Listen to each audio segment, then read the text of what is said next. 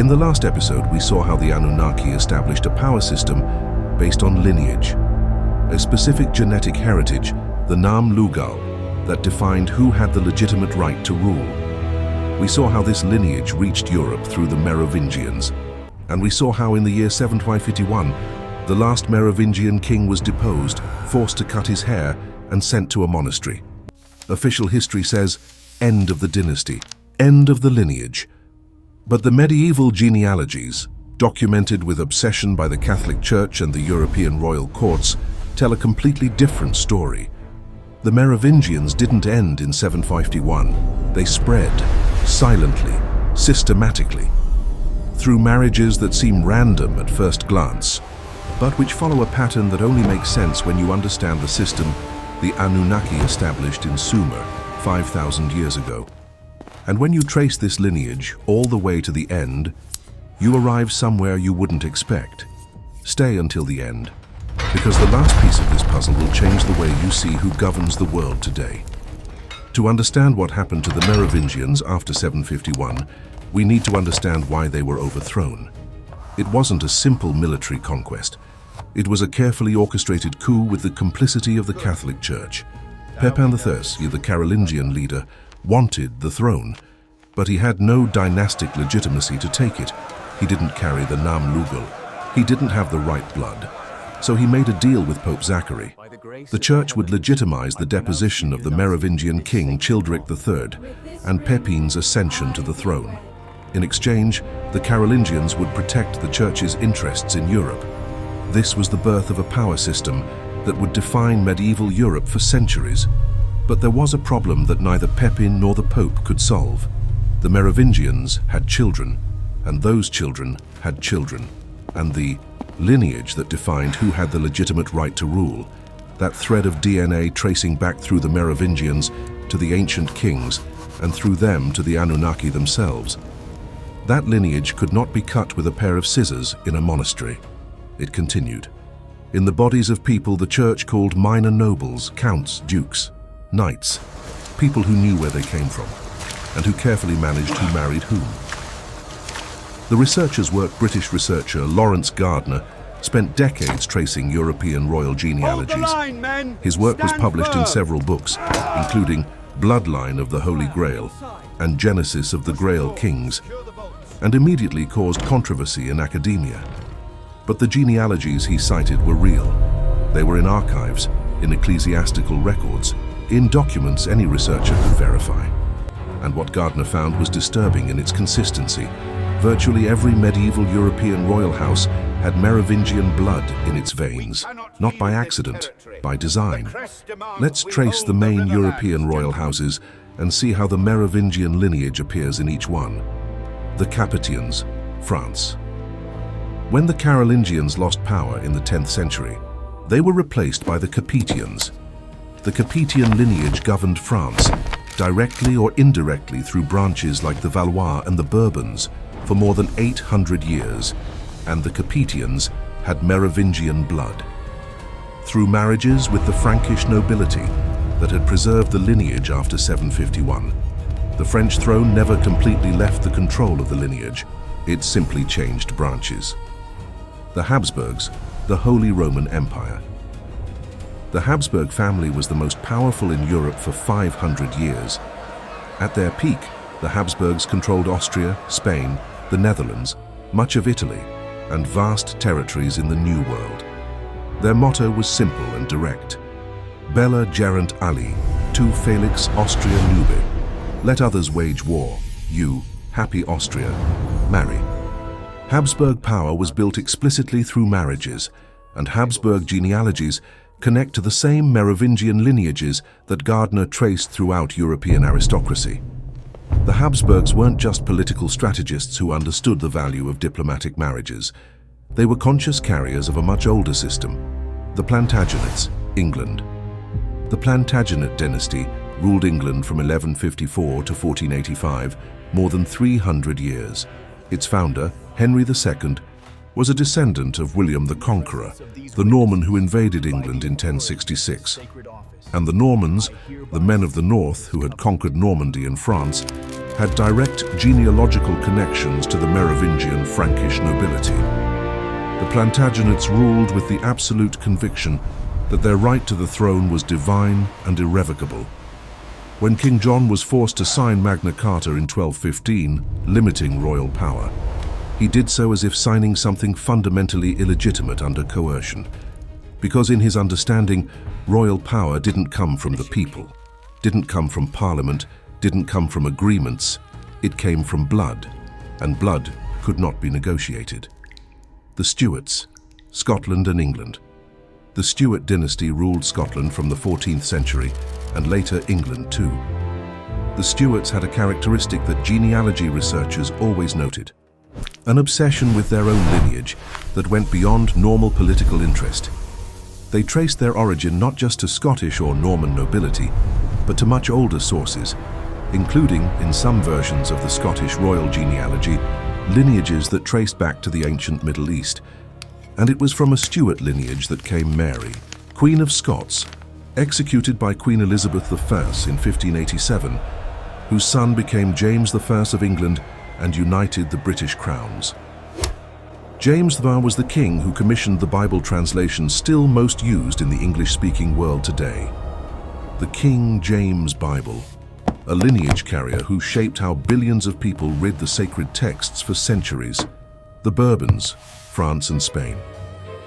When the Capetian lineage died out in France, the throne passed to the Bourbons, a lateral branch of the same genealogical tree. The Bourbons governed France until the Revolution and continued governing Spain, where today the Spanish royal house is still Bourbon. King Felipe VI of Spain, who reigns today, is a Bourbon. And through the multiple genealogical connections of European aristocracy, he, like virtually all other current European monarchs, is connected to the same thread that traces back through the Merovingians to the ancient lineage: the pattern of marriages. There's a detail that medieval genealogists recorded carefully and that today seems like mere historical curiosity. European royal families married each other with a frequency that, from a modern genetic standpoint, would be considered highly problematic. Cousins with cousins, uncles with nieces, families from different countries, cultures and languages uniting repeatedly.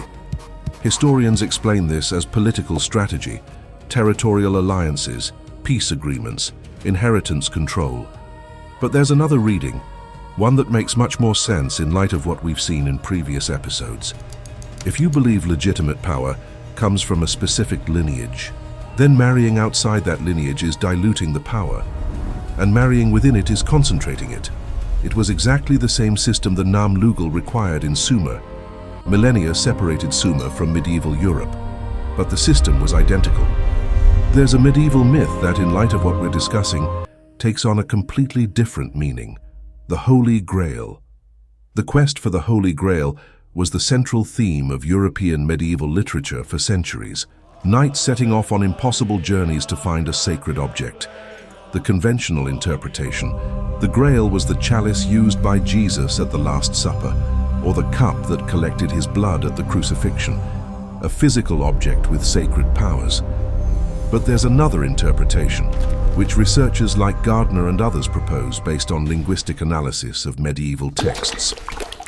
In Old French, Saint Grail, Holy Grail, and Sangreal, royal blood, are nearly identical in pronunciation and spelling. What medieval knights were seeking was not a chalice, it was a lineage, the royal blood, the blood that carried the divine heritage, the European Nam-Lugal. And the quest for the Grail wasn't a metaphorical spiritual journey.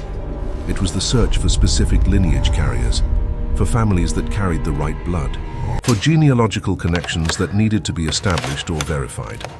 The orders of chivalry, the great medieval orders of chivalry, the Templars, the Hospitallers, the Teutonic Knights, were officially military and religious organizations created for the Crusades. But researchers who study their internal history identify a pattern that goes beyond the military and religious. The Templars, in particular, spent years excavating beneath the Temple of Solomon in Jerusalem. What were they looking for? The official version, sacred relics. The alternative version, documents, genealogies, lineage records that connected European families to sources much older than medieval Europe. When the Templars were destroyed by King Philip IV of France in 1307, in a coup as calculated as the deposition of the Merovingians in 751, their treasure and their archives disappeared. They were never found. What was in those archives that King Philip wanted so badly? And what did he want so badly to hide? In 2012, a 12-year-old American girl named Bridget d'Avignon became famous for research she did for a school project. Bridget was interested in genealogy, and she decided to trace the family origins of American presidents. What she found disturbed her teacher, disturbed her parents, and when it was published, disturbed a lot of people. 42 out of 43 American presidents up to that point descended from King John of England. King John, the same one who was forced to sign Magna Carta in 1215. The Plantagenet, the Merovingian lineage carrier, 42 out of 43. The only president Bridget couldn't connect to King John was Martin van Buren, the 8th president, of Dutch origin. All the others, from George Washington to Barack Obama, descended from the same medieval English royal family. The statistical impossibility. Think about what this means. The United States is a republic founded explicitly on the principle that any citizen can become president. There are no lineage requirements, no demand for noble origin. The American Constitution explicitly prohibits titles of nobility. And yet, in more than 2 centuries of elections open to any American-born citizen, 42 out of 43 presidents descend from the same medieval European royal family. The statistical probability of this happening by accident is astronomically small. For reference, there are today approximately 150 million Americans eligible for the presidency. The vast majority of them don't descend from King John of England. And yet in each election, the 2 main candidates almost always descend from the same lineage. A later study identified that in American presidential elections, the candidate with the most European royal blood in their veins wins in the overwhelming majority of cases. Not the most charismatic, not the most intelligent, not the one with the best political platform, the one with the most royal blood. If this is true, and the genealogical data is publicly verifiable, then the American popular choice system is, in practice, a lineage selection system disguised as democracy. Not because ballots are fraudulent or voting is manipulated, but because the pool of viable candidates is pre-filtered by a system much older than any modern democracy. The particular case of George W. Bush and John Kerry. In the 2004 American election, the 2 main candidates were George W. Bush and John Kerry. Genealogy researchers verified that Bush and Kerry were distant cousins, both descendants of medieval European kings through different branches of the same genealogical tree.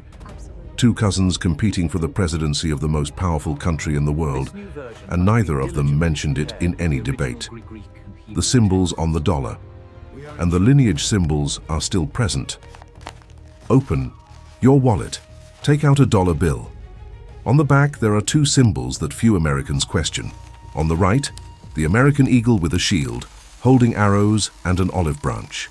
On the left, an unfinished pyramid with an eye at the top, with the inscription Annuit Coeptis, he approved our undertaking, and Novus Ordo Seclorum, new order of the ages.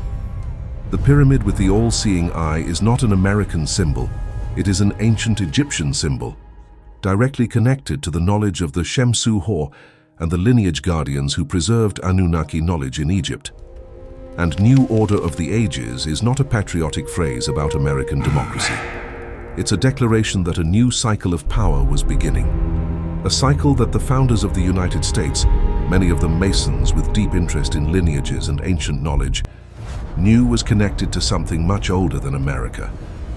The great secret orders that emerged in Europe from the 17th century onward were not inventions of lunatics. They were organizations created by people who genuinely believed they were preserving something real. Freemasonry, in its oldest and least known forms, kept genealogies, traced lineages, maintained records of who carried the right blood. The Rosicrucians claimed access to knowledge that traced back to ancient Egypt, and through Egypt, to even older sources. They weren't fanatics. They were, for the most part, the most sophisticated intellectuals of their era. Scientists, philosophers, artists. people who understood that there was a deeper structure of power than the visible kings and parliaments, and that this structure operated through lineage, symbols, and knowledge that wasn't available to everyone. Isaac Newton spent more time studying alchemy and biblical chronology than physics. He was trying to recover lost knowledge, knowledge he believed had existed before the civilizations we know. Francis Bacon proposed a new Atlantis, a society organized according to principles of knowledge he believed to be much older than Europe. These were not naive men. They were men who knew there was something behind the power structure their contemporaries could see, and that something came from much earlier. Let's recap what you've seen today. When the Merovingians were deposed in 751, the lineage didn't end. It spread through Europe's noble families through carefully documented marriages. The Capetians, Habsburgs, Plantagenets, Stuarts, Bourbons, all these dynasties carried the same genealogical thread that traced back through the Merovingians to the ancient kings of Sumer. The quest for the Holy Grail may have been literally a quest for the royal blood, the lineage that legitimized power. Look at them, they're turning The gold. Templars excavated beneath the Temple of Solomon, Why are they glowing looking like for that? genealogical records. It must be the And when this Bloodline lineage scan. reached the New World through the British and European colonizers who founded the United States, it didn't disappear. It kept working. 42 out of 43 American presidents descend from King John of England. The symbols on the American dollar connect directly to the ancient knowledge of the lineage guardians in Egypt. The system, the Anunnaki, established in Sumer 5,000 years ago, is still functioning. It just changed address. In the next episode, the final question. If this lineage has been preserved for 5,000 years with such care and determination, what for? Waiting for what? And what do the Sumerian texts say about what happens when the cycle completes? Episode 3, The Bloodline and the Return. Subscribe so you don't miss it. See you.